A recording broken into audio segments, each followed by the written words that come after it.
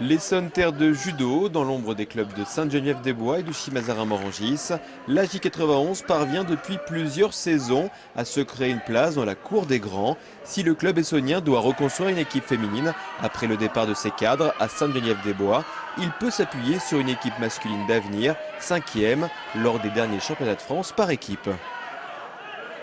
On a connu quelques difficultés ces derniers temps.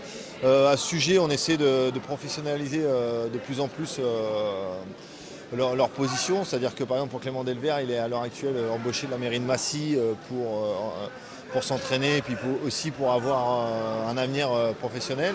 Donc on essaie de proposer avec nos partenaires des contrats qui tiennent compte de leur projet sportif mais aussi de leur avenir professionnel et scolaire.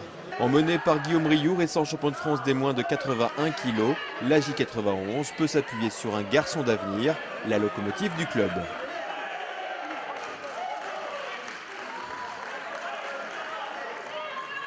Qu'il soit champion de France, oui, aussi rapidement, ça peut paraître surprenant. Maintenant, c'est un garçon qui travaille énormément, qui a énormément de qualité, qui a été très longtemps blessé. Donc, beaucoup de gens ne le connaissaient pas, mais pour ceux qui suivent un peu le judo, on savait qu'il avait un fort potentiel. Après qu'il l'exprime aussi rapidement, ça en a étonné beaucoup. Maintenant, pour ceux qui le suivent au quotidien, je pense à ses entraîneurs, Cédric Margalejo et Frédéric Segelman, avaient prévu qu'il fasse un bon championnat de France et le voyaient sur le podium. Donc finalement, c'est pas tant une surprise que ça pour certaines personnes. Dépassée par Sainte-Geneviève-des-Bois dans la hiérarchie nationale, la J91 revendique le même statut que le club de Chimazara-Morangis, une concurrence qui témoigne de la vitalité du judo essonien.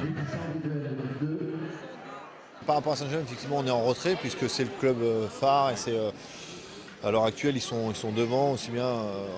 Ils ont des athlètes olympiques, ils ont des athlètes qui briguent les premières places dans les catégories. Donc là-dessus, il n'y a pas de souci. Avec Chili, je dirais que bon an, mal an, on se tire plus ou moins la bourre. Hein. Ils ont été performants par équipe, mais on les a battus nous au championnat de France. Ils ont des résultats en individuel, on en a aussi. Donc voilà, ça s'équilibre. Il y a une vraie émulation entre clubs, on s'entend bien, même s'il peut y avoir des fois avec la passion. Quelques difficultés, mais c'est trois clubs sains qui sont stables, avec qui ça se passe bien. Et voilà.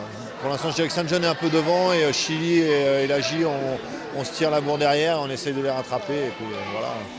Une véritable ambition anime les cadres dirigeants de la J91 à travers la formation de jeunes talents. Cette structure peut envisager l'avenir avec sérénité.